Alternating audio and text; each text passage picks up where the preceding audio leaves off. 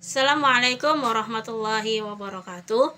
Saya Atik Fitriah dengan NPM 2141014 ingin menyampaikan materi budaya lokal yang terintegrasi dengan nilai Islam pada mata kuliah Islam dan budaya lokal yang diampu oleh Ibu Husnul Khotimah MPD. Nilai-nilai Islam dalam adat dan tradisi Banjar. Kehidupan masyarakat tidak terlepas dari berbagai aktivitas keseharian untuk memenuhi kebutuhan, baik kebutuhan individu maupun sosial. Pola aktivitas yang berlangsung tidak hanya menghasilkan aspek-aspek material berupa barang maupun kepuasan dalam terpenuhinya kebutuhan.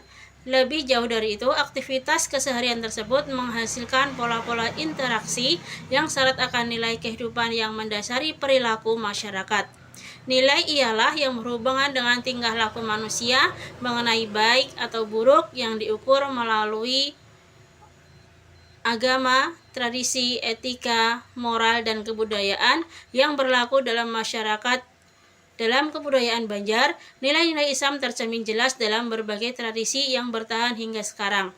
Nilai-nilai itu antara lain yaitu yang mencerminkan hubungan manusia dengan Tuhan dapat dilihat dari berbagai tradisi masyarakat berdasarkan syariat Islam dan norma yang berlaku seperti gotong royong, pantangan adat, dan budaya dalam kehidupan sehari-hari. Tradisi gotong royong.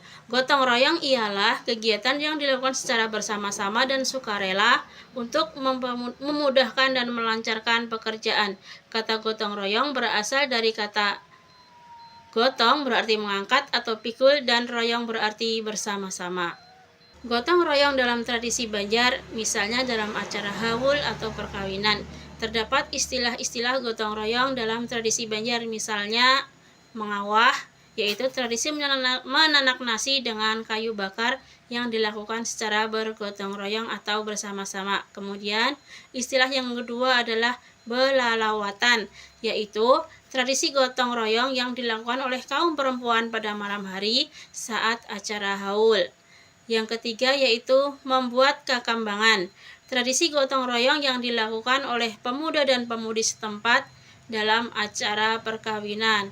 Kemudian ada istilah pengayuan, yaitu tradisi gotong royong yang biasanya dilakukan oleh kaum laki-laki yang bertugas menebang pohon, mengupas kelapa, dan memotong kayu bakar. Pantangan adat dalam tradisi Banjar. Di Indonesia, salah satu suku yang masih kental dengan sastra lisannya adalah suku Banjar di Kalimantan.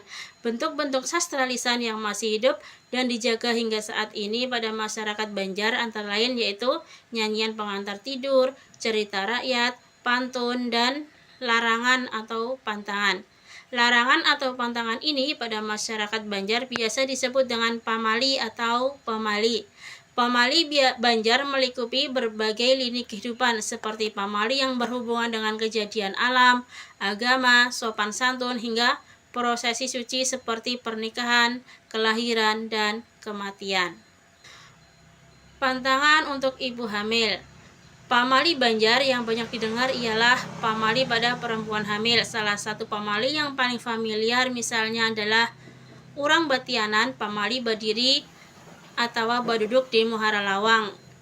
Kena bisa ngalih beranak, atau wanita hamil jangan duduk atau berdiri di muka pintu, nanti susah melahirkan. Pamali duduk di atas bantal.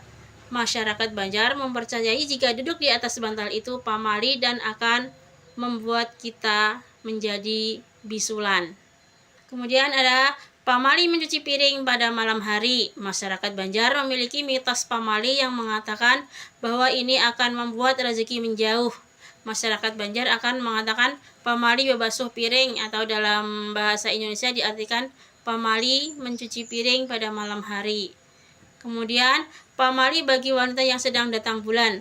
Babinian yang masih datang bulan, pamali memakan amas hintalu ayam yang ada di dalam perut ayam yang disembelih nanti bisa karena penyakit batianan anggur. Jadi perempuan yang datang bulan tidak boleh memakan intalo yang masih dalam ayam yang disembelih, nanti bisa mengakibatkan hamil anggur.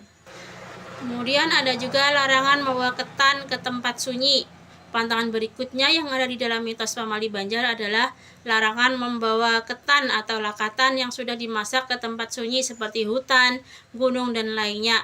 Jika pantangan ini dilanggar, maka orang yang membawa ketan ini bisa diganggu oleh makhluk halus yang mendiami tempat tersebut. Kemudian larangan membawa anak ke dalam hutan. Larangan yang pertama yang terdapat dalam mitos pamali ini adalah tidak boleh membawa anak kecil ke dalam hutan. Jika hal ini dilakukan, maka anak kecil tersebut dikhawatirkan akan dirasuki atau dibawa makhluk gaib yang mendiami wilayah tersebut. Budaya dalam kehidupan sehari-hari. Bukti religiulitas masyarakat Banjar bukan hanya dapat dilihat dari praktik beragama seperti aspek ibadah, umrah, ziarah, menghadiri pengajian, dan simbol religius melalui cara berpakaian, namun juga dapat dilihat dari tradisi dan budaya dalam kehidupan mereka sehari-hari.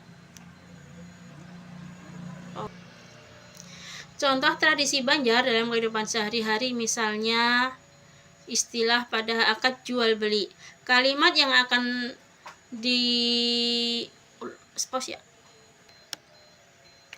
Contoh tradisi Banjar dalam kehidupan sehari-hari misalnya pada akad jual beli. Kalimat akad selanjutnya yaitu jual dan tukar.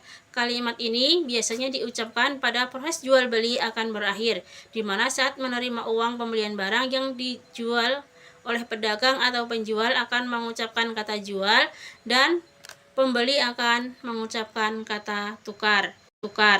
Kemudian tradisi minta maaf, minta rela, minta halal, minta ridho. Sekilas memang terlihat ungkapan yang rumit, namun karena sudah terbiasa, hal itu mudah saja dan otomatis diucapkan ketika menerima sesuatu barang pemberian atau sesuatu yang berharga. Bisa juga tatkala mereka berpisah dari suatu perkumpulan, mereka akan mengucapkan barelaan, minta rela, minta maaf, minta halal, minta ridho. Kemudian ada tradisi ziarah.